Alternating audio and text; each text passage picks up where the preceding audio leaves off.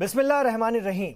शहरियत तरमीमी कानून के खिलाफ दिल्ली के शाहीन बाग से लेकर मुल्क भर में चल रहे मुजाहरों में मुसलमानों की खासी तादाद है और इस बीच दिल्ली हाई कोर्ट ने मथुरा रोड और कालिंदी कुंज के बीच रोड खोलने को लेकर कहा है कि पुलिस कानून के तहत अपना काम करे, लेकिन अवाम का भी ख्याल रखा जाए। मुजाहरों में मुसलमानों की बड़ी तादाद की वजह सीएए के बाद एनआरसी नाफिज होने को लेकर बना कंफ्यूजन है, जिससे अपोजिशन की सियासी जमातों ने जम के हवा दी है। इस बीच यह देखा गया है कि मुल्क की बड़ी मुस्लिम तंजीमों से लेकर मुसलमानों के सो कॉल्ड लीडर इस तहरीक से दूर ही नजर आ रहे हैं। आखिर क्यों? यह बड़ा सवाल है। आपने देखा था, चाहे अयोध्या बाबरी मस्जिद मामला रहा हो या फिर इंस्टेंट ट्रिपल तलाक के खिलाफ कानून, इन मुद्दों पर मुस्लिम पर्सनल लॉ बोर्ड हो, जमीयत उलमाए हिंद हो या फिर जमात इस्लामी, सभी पेश रहे, आगे रहे। लेकिन सीए की मुखालफत में उतरे मुसलमानों के साथ इन तंजीमों के सरबराह या फिर नुमाइंदे नजर नहीं आ रहे हैं। हत्ता कि मुस्लिम तंजीमों और लीडरशिप ने इतने अहम मसले पर सरकार से बात करने की कोशिश भी नहीं की। इसका दूसरा पहलू, क्या ऐसे भी देखा जाए कि मुस्लिम समाज मजहबी क़यादत से मायूस हो चुका है, आजिज आ चुका है। वो खुद अपनी तहरीक में इन्हें साथ रखना पसंद नहीं करता। नौजवान अब मजहब के नाम पर दबाव बनाने वाली इन तंजीमों से परेशान हो गए हैं, आजिज आ गए। पर्सनल लॉ बोर्ड तो कई तंजीमों की अम्ब्रेला बॉडी मानी जाती है, लेकिन वो भी सीए पर सिर्फ बयानों तक ही महदूद है। क्यों? जमीन पर क्यों नहीं दिखते उनके लोग? आमतौर पर माना जाता है कि यह कौम मजहबी क़यादत पर ज्यादा एतमाद करती है बनिस्बत सियासी क़यादत के, लेकिन मौजूदा मुजाहरों में वो क़यादत नदारद है। क्यों? यह बड़ा सवाल है। अहम बात यह भी है कि अगर सरकार सीए पर आवाम को समझने और समझाने के लिए किसी से राब्ता करना चाहे तो किससे करे? ना तो कोई क़यादत है और ना ही कोई तंजीम। यह एक बड़ा सवाल है, इस पर हम आज बात करेंगे। कुछ रद्दमल सुनिए।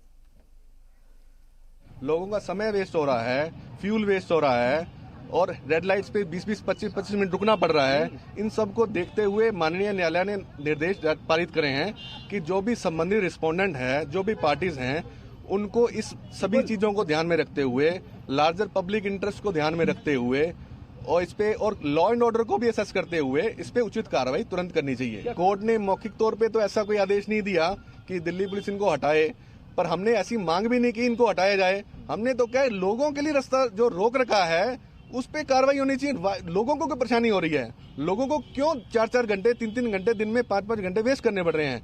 बच्चों को 2-2 घंटे स्कूल में जाने में दिक्कत हो रही है, तो इन दिक्कतों को ध्यान में रखना चाहिए और तुरंत रास्ता खोलना चाहिए। शाहीन बाग में पिछले 30 दिनों से एहतजाज जारी है। तमाम जो लोग हैं वो अपनी मांगों को लेकर सीए और एनआरसी के खिलाफ अपनी जो मुखालफत है वो दर्ज करा रहे हैं। अभी भी जो एहतजाज है वो लगातार जारी है और बड़ी तादाद में जो ख़वातीन है वो शाम के वक्त यहाँ आती है। बड़ी तादाद में वो रात भर बैठी रहती है, अपनी बातों को रखती है। हमारे साथ कुछ लोग भी मौजूद है। मैं आपसे जानना चाहता हूँ, क्योंकि हाई कोर्ट ने भी 2 बार इस मामले में सुनवाई की, लेकिन आज हाई कोर्ट ने कहा कि जो जिम्मेदार अथॉरिटी है वो अपने तरीके से देखे। ये आप लोगों की जीत है या क्या इसको आप देख रहे हैं कि पुलिस कोई कार्रवाई बाद में करेगी? क्या चीज़ें आपको नजर आती है? देखिए, सबसे पहले आज हाई कोर्ट का जो ऑर्डर आया, शुरू में बहुत सारे लोगों को समझ में नहीं आया, इंक्लूडिंग मीडिया। कुछ मीडिया ने चलाया कि कोर्ट ने आदेश दिया है कि प्रोटेस्ट को ख़त्म किया जाए। एक्चुअली जो पिटीशन डाला गया था उसको कोर्ट ने खारिज किया है 2 ऑब्जर्वेशन के साथ कि एक लॉ एंड ऑर्डर, यहाँ पे जो लोग प्रोटेस्ट कर रहे हैं उनका ध्यान दिया जाए, औरतें हैं, बच्चे हैं, उन्हें कुछ नहीं होना चाहिए, और जो पिटीशन डाला था उनका इंटरेस्ट देखा जाए। और ये बोलकर पिटीशन को खारिज किया गया है। कोर्ट ने कभी नहीं कहा है कि हटा दीजिए, ख़त्म कीजिए, और कोर्ट कर भी नहीं सकता था ये। कोर्ट ने ये तो मीडिया वालों में सुबह में चलाया गया कि प्रोटेस्ट खत्म हो जाएगा। कोर्ट ने ये आदेश दिया, आदेश नहीं, कोर्ट ने ऑब्जर्व किया, चीज़ों को ऑब्जर्व करके पुलिस को कहा है कि आप देखिए, और पुलिस को कहीं ना अथॉरिटी दिया है। अभी कैसे आप लोगों की हिकमत अमली आगे की है रणनीति कि भाई क्या चीज़ें इसमें होना चाहिए? क्योंकि हुकूमती सतह पर कोई भी हम ये देखें कि एक जिस तरह से कोशिश होनी चाहिए थी आप लोगों से बातचीत की भी, वो तो अब तक नज़र नहीं आती। देखिए, हम पिछले 1 महीने से ये प्रोटेस्ट कर रहे हैं, पीसफुली कर रहे हैं, और अपने आप में एक बहुत बड़ी बात होती है। इतना बड़ा मास मूवमेंट कोई लीडर नहीं और पीसफुल तरीके से चल रहा है।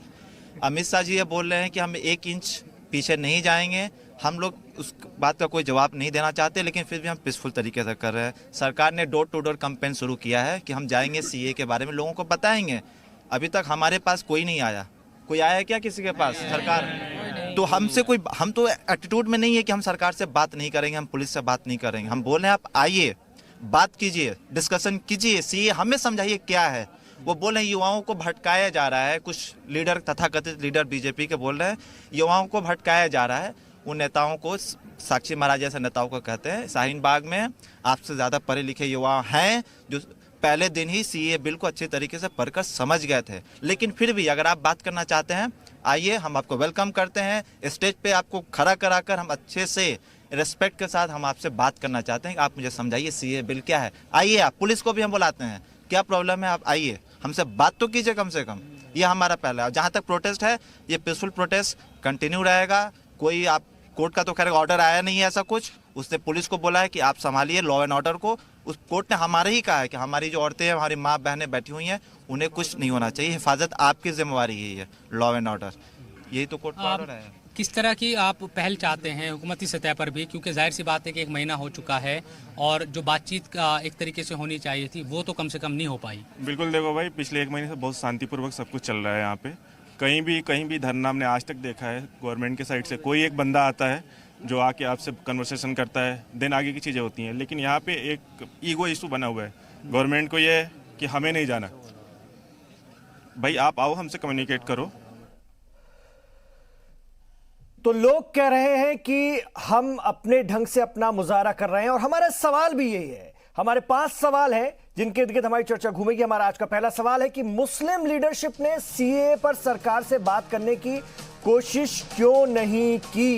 ये बहुत अहम सवाल है। लोग बस मुजाहरा कर रहे हैं, कब तक ये चलेगा कोई गारंटी नहीं है, इसका कोई वक्त मुकर्रर नहीं। दूसरा सवाल, क्या मुल्क के मुसलमान मजहबी क़यादत से मायूस हो चुके हैं। तीसरा सवाल, सीए पर हो रहे मुजाहरों पर अगर हुकूमत बात करना भी चाहे तो किससे करे, यह भी एक अहम सवाल है। चौथा सवाल, शाहीन बाग में कोर्ट के हुक्म के बाद पुलिस और मुजाहिरीन का क्या होगा रुख, इसको भी समझने की जरूरत है क्योंकि सभी अपने अपने ढंग से कोर्ट के रुख को बयां कर रहे हैं। पांचवा, सीए पर मुजाहरे आखिर कब तक, यह भी एक बड़ा सवाल है। ये कोई डेडलाइन भी नहीं दी गई है, कोई ऐसी बात नहीं है। दिल्ली में इंतखाबात का ऐलान हो गया है, तो अगर इसको सियासत से जोड़कर देखा जाए तो फिर तो दिल्ली, फिर वेस्ट बंगाल तक क्या ये चलेंगे, बिहार के भी बीच में चुनाव है, बहुत सारी बातें हैं। मेरे साथ बहुत अच्छा पैनल है, उनका तारुफ मैं आपसे कराना चाहूंगा। मेरे साथ इस वक्त अब्दुल मोइद अजहरी साहब स्टूडियो में तशरीफ फरमा है। एक बड़े इस्लामिक स्कॉलर के तौर पर जाने जाते हैं, मिस्र में आपकी पढ़ाई लिखाई हुई है और साथ में आप अल अज़हर यूनिवर्सिटी से वहां के पढ़े हुए हैं और बड़े सूफी आंदोलन जो इस वक्त मुल्क में चल रहा है उसमें पेश रहने वाले लोगों में से एक है। मेरे साथ इस वक्त मुफ्ती शमून कासमी साहब स्टूडियो में तशरीफ फरमा है, भारतीय जनता पार्टी के लीडर हैं। तो हमारे साथ वेद प्रकाश गुप्ता जी हैं, इस वक्त सियासी तज्जियाकार के रूप में स्टूडियो में तशरीफ फरमा है, सर खैर मकदम है आपका। और हमारे साथ संजीव कौशिक जी भी हैं, सियासी तज्जियाकार, और आप सरकार की आलोचना के लिए जाने जाते हैं और सीधे लफ्जों में कहूं तो कहीं ना कहीं कांग्रेस को सपोर्ट करते मेरे प्रोग्राम में तो कम से कम नजर आते हैं। कोई एतराज तो नहीं है आपको मेरे ख्याल से संजीव कौशिक? आपका अपना नजरिया है, हम आपके नजरिया को कैसे? मैं आ रहा हूं सर आपके पास। सबसे पहले अब्दुल मोइद अजहरी साहब, मैं आपके पास जाऊंगा। अब्दुल मोइद अजहरी साहब, क़यादत है क्या? इन मुजाहिरों की कोई क़यादत है क्या, या फिर लोग बस चले जा रहे हैं? कोई डेडलाइन है क्या, या रात में यूं ही लोगों को गुमराह करके सड़कों पर ला दिया गया है? कालिंदी कुंज पूरी तरह से बंद रहा, इतना लंबा वक्फा हो गया। शाहीन बाग में जिस तरह के हालात बने हुए हम सब देख रहे हैं, कोई क़यादत तो होनी चाहिए या नहीं होनी चाहिए? नहीं इमरान भाई, इसका जो सबसे बड़ा स्ट्रेंथ है वो ये है कि उस क़यादत से ये पाक है जो क़यादत हमेशा जत्थे में, थोक में, ग्रुप में कौम को बेचती आई है। आपको याद दिला दूं कि इस वक्त ऐसा नहीं है कि मुस्लिम कायदीन जो है वो इस पूरे आंदोलन को कैश करने की कोशिश नहीं कर रहे हैं, वो करना चाहते हैं और इसमें अपना नाम दिखाना चाहते हैं। लेकिन इस वक्त ये सिर्फ दिल्ली की बात नहीं है, दिल्ली से लेकर के कलकत्ता, आसाम और बिहार और बंगाल के पूरे इलाके में कहीं पर भी आप देख लीजिएगा, वो लोग जो, उन लोगों को पूरी तरीके से बाइकआउट किया गया है। बाइकआउट किए जाने की वजह है कि वो 1-2 बार नहीं, ये मुसलसल आप देख लीजिएगा कि दिहाइयां गुजर गई हैं इस मुस्लिम क़यादत ने, सिवाय धोखे के, सिवाय नुकसान के, सिवाय पीछे ढकेलने के और कुछ नहीं किया है।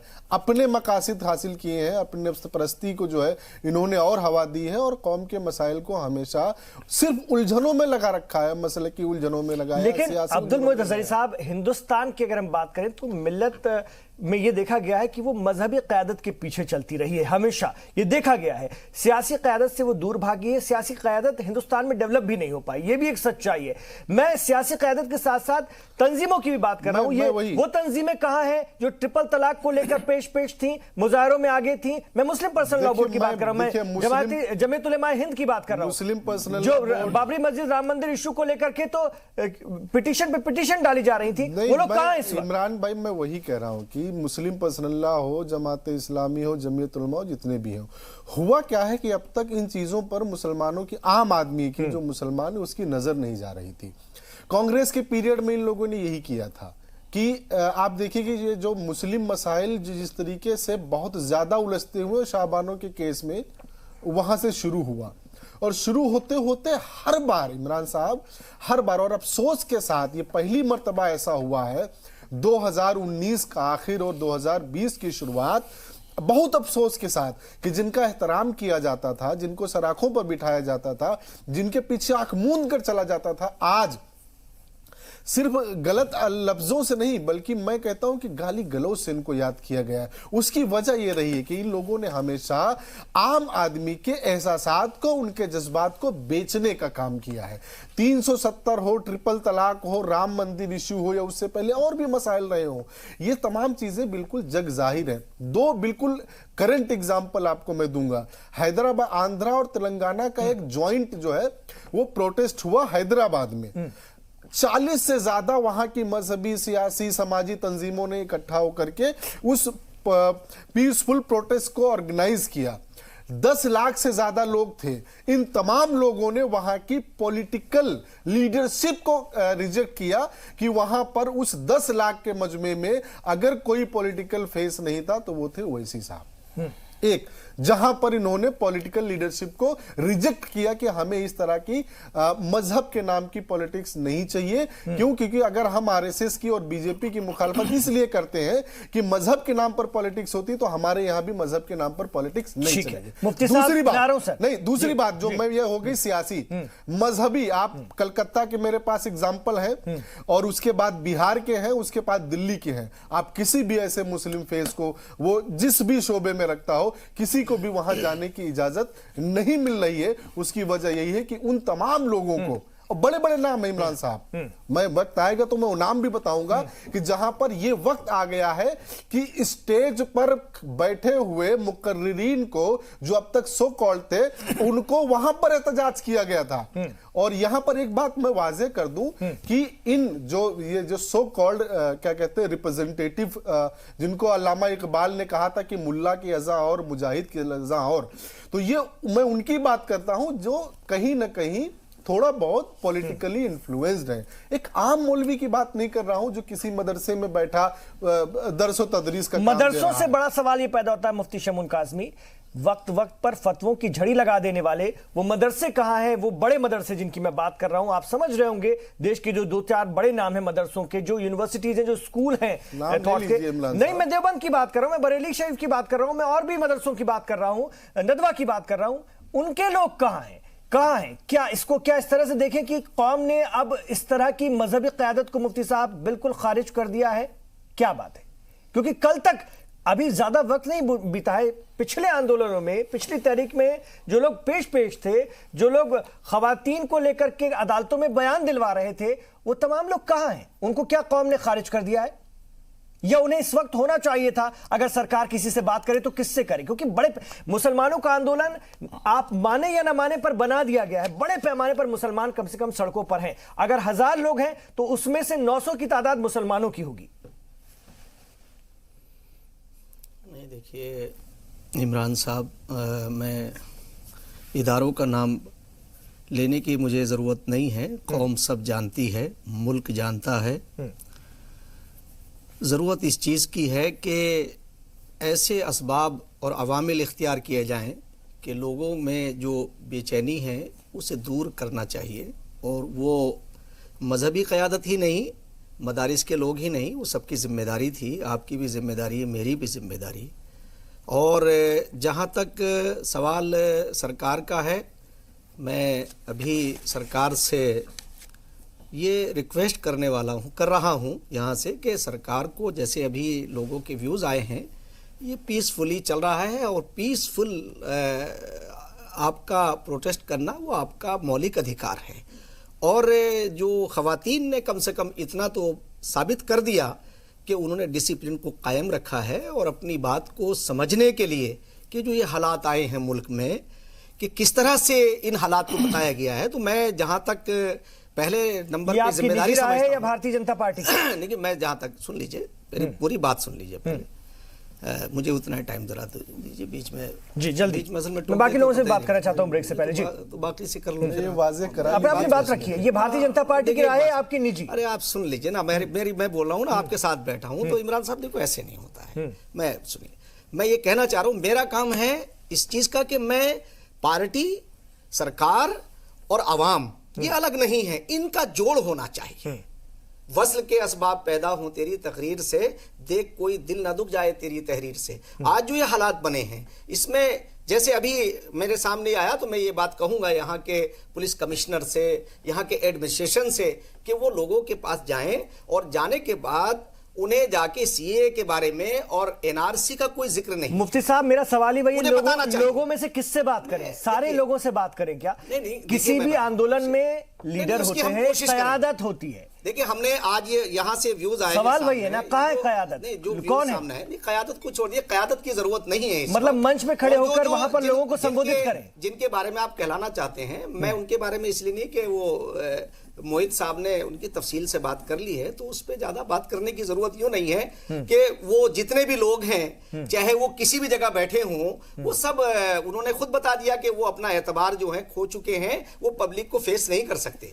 और उन्हें पब्लिक को फेस यूं नहीं कर रहे हैं वो, कि ताकि पब्लिक में वजन तो हो सकता है कि क्योंकि वो भाई भतीजेवाद में पड़ गए, विरासत में मिली है इन्हें मसनद इरशाद, जागों के तसर्रुफ में उकाबों का नशेमन। अगर ये हालात होते तो ऐसे तो हालात ही नहीं बनते कि हमारी खवातीन को जो है वो मैदान में आना पड़ता, छोटे छोटे बच्चों को लेकर आना पड़ता। तो आज जरूरत इस चीज की है कि उनकी गलतफहमियों को दूर किया जाए, और वो सरकार की प्रायोरिटी में आता है। और मैं समझता हूं कि सरकार ऐसा करेगी, और सरकार ने ऐसा किया भी है कि प्राइम मिनिस्टर ने ये बात कही है कि एनआरसी पे कोई चर्चा नहीं है, ना पार्लियामेंट के अंदर कोई चर्चा है और ना ही उसका कोई जिक्र है। और मैं ये बात कह सकता हूं, ये फिर यहाँ पर भी यहाँ पे नहीं, ये गलत है। आप अपनी बात कहिए ना, आप अपनी बात कहिए। यहाँ पर कंफ्यूजन क्रिएट कर रहे हैं। नहीं, मैं आऊंगा ना, आप दूर कर दीजिए, आप कंफ्यूजन आप अपनी बात पूरी कीजिए, मैं आ रहा हूँ। मुफ्ती साहब, आप अपनी बात पहले, आप जो है ना, आप कंफ्यूजन तो आप पैदा कर रहे हो, आप जैसे लोग पैदा करते हैं कंफ्यूजन, तो आप दूर कर रहे हैं। आप बता दीजिए, मुफ्ती साहब आप दूर कर दीजिएगा। मैं तो ये बात कह सकता हूं, मैंने ये बात कही है। और अभी हमने होम मिनिस्ट्री से बात की और हमने कहा कि आप ये क्लियर करिए। तो जो किशन रेड्डी जी ने खुद हमसे बात कहा, और हम ये चाह रहे हैं और हम ऐसा चाहते हैं कि लोगों के दरमियान से गलतफहमी निकले कि अगर एनआरसी मान लिया आगे जाके आता है तो उसमें क्या क्या चीजें होंगी। मैं दावे के साथ कह सकता हूं कि जो हमारे प्रूफ है हमारे पास, जो हमारा आधार कार्ड है, राशन कार्ड है, मूल निवास प्रमाण पत्र है और जो हमारी वोटर आईडी है, यही उसमें यही चीजें होंगी। और जब ये चीजें हमारे हम सबके पास है, हमारे सारे डॉक्यूमेंट्स हमारे पास हैं। और मैं ये बात कहना चाहता हूं, ये सरकार भी कोई सरकार ऐसी नहीं है जो किसी अपने नागरिक को यहां से निकाल दे। ऐसा किसी सरकार में को कोई पावर हासिल नहीं है। यह संविधान का राज है, और संविधान जो है। और पहली बात तो ये देखिए, मैं आ रहा हूं सर, मैं आ रहा हूं, ये सारे कंफ्यूजन में अपने प्लेटफॉर्म से क्लियर करवाता रहता हूं। ठीक है, सुप्रीम कोर्ट में है, ठीक है, मैं आ रहा हूं अगर कोई बात आती है तो सुप्रीम कोर्ट के सामने है। मैं आ रहा हूं, संविधान की कहीं कोई कोर्ट का रुख देखने वाला होगा, ऑनरेबल कोर्ट क्या डिसीजन देता है। वेद प्रकाश जी, किस तरह का ये आंदोलन है? बिना नेतृत्व का, बिना कायदीन का, या फिर सोचा समझा, क्या है? आप लोग किस तरह से? मैं तो मानता हूं कि जो विपक्षी पार्टियां हैं ये सारा काम करा रही हैं, क्योंकि आगे चुनाव आने वाले दिल्ली में। जो भी आंदोलनकारी हैं, मैं एक को भी जानकारी नहीं कि सीएए का मतलब क्या है, किसी को जानकारी नहीं है।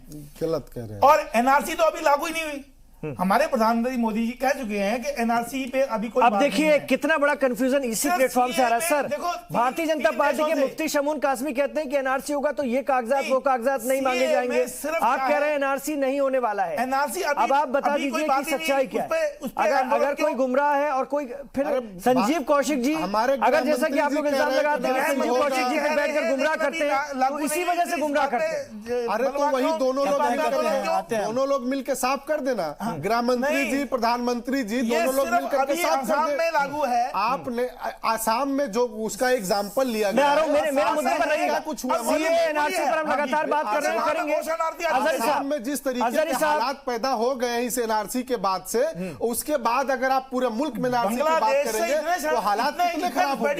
एक आसाम को समझना नहीं है। कोर्ट के जरिए अब्दुल मोइद अजहरी साहब, अब्दुल मोइद अजहरी साहब जी, बातें पूरी तरह सोच समझ कर कीजिए। एक तो मेरे मुद्दे पर रहिए जो मेरा मुद्दा है। दूसरी बात यह है कि अभी एनआरसी को लेकर कोई ऑफिशियली बात नहीं आई। चलिए आप, मैं आऊंगा सर, आपको सुनूंगा। वेद प्रकाश जी को बोलने दीजिए पहले। अमित शाह जी की हम सुने कि न सुने, उनको हम गृह मंत्री माने कि न माने, उनके बयान को ऑफिशियल माना जाए कि ना। हाँ, मैं अभी ये सारी बातें लेकर आ रहा हूँ आपके पास, आ रहा हूँ सर। और उन्हें जवाब देने वाले लोग हैं ना यहाँ पर। मैं एक बात मेरी सुन लीजिए। मैं कहना चाहूंगा, एक पत्नी को एक पति पीट रहा था, कहते हैं क्यों पीट रहे हो, कहता है ये मिर्च ज्यादा डालेगी इसलिए पीट रहा हूं। वही वाली बात एनआरसी की है। एनआरसी लागू नहीं हुआ, कमाल की बात, कमाल की बात, क्यों हुआ, कमाल की बात। अब अमित शाह जी मिर्ची बेचने वाले हो गए। नहीं, मिर्ची मैं एक बात कह रहा हूं, प्रधानमंत्री जी और अमित शाह को आप जो है एक आम आदमी के लिए इसमें खड़े कर रहे हैं। मतलब वो बेवकूफ था तो आप उनको इमरान भाई हमें भी शामिल कर लीजिए। ठीक है, मैं आ रहा हूँ सर, आ रहा हूँ, आप दोनों के पास आ रहा हूँ। संजीव जी, मैं बिलखुसूस मुसलमानों के हवाले से, ठीक है सर, आ रहा हूँ सर। ठीक है, अभी कंफ्यूजन और दूर करने की मैं हमारे प्लेटफॉर्म से हम लगातार जी सलाम के जरिए कोशिश करते हैं कि इस पूरे मामले में अगर कोई गुमराही हो तो वो दूर हो और नहीं है तो फिर सामने आए। संजीव कौशिक जी, आ रहा हूँ सर, आ रहा हूँ, सिर्फ सरकार आ रहा हूँ।